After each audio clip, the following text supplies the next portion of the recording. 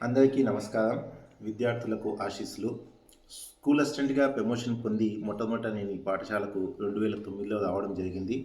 2009 నుంచి 2018 వరకి 9 బ్యాచ్‌ల విద్యార్థులకు ఇక్కడ నేను గణితం చెప్పడం జరిగింది.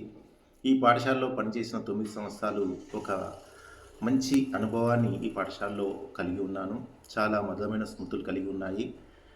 అప్పుడు పనిచేసిన ఉపాధ్యాయ బృందం కూడా పాఠశాల అభివృద్ధికి ఎంతో కష్టపడి పనిచేయడం జరిగింది.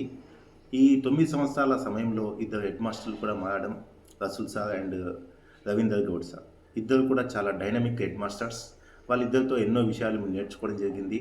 ఈ 9 బ్యాచ్ల్లో కూడా ప్రతి విద్యార్థి కూడా చాలా శ్రద్ధగా గణితం విని మరి జీవితంలో డెవలప్ కావడం అనేది చాలా ఆనందం.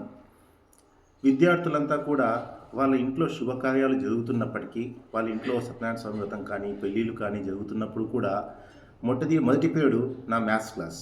విద్యార్థులంతా కూడా వాళ్ళ తల్లిదండ్రులు ఎంత చెప్పినా కూడా వినకుండా, మేము మ్యాథ్స్ క్లాస్ విన్నాకనే మళ్ళీ ఈ శుభకార్యానికి హాజరవుతామని చెప్పి విద్యార్థులు తల్లిదండ్రులకు ఒప్పచెప్పి, నచ్చచెప్పి ఆ విధంగా పాఠశాలకు వచ్చి ఫస్ట్ పీరియడ్ విని, మ్యాథ్స్ క్లాస్ విని ఆ తర్వాత వెళ్ళేవారు.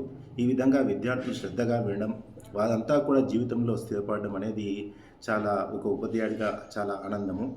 మరి విద్యార్థులు కూడా అప్పట్లో చెప్పిన విద్యార్థుల్లో మరి నితిన్ సీఏగా సెటిల్ అయిపోయాడు, చార్టర్డ్ అకౌంట్‌గా.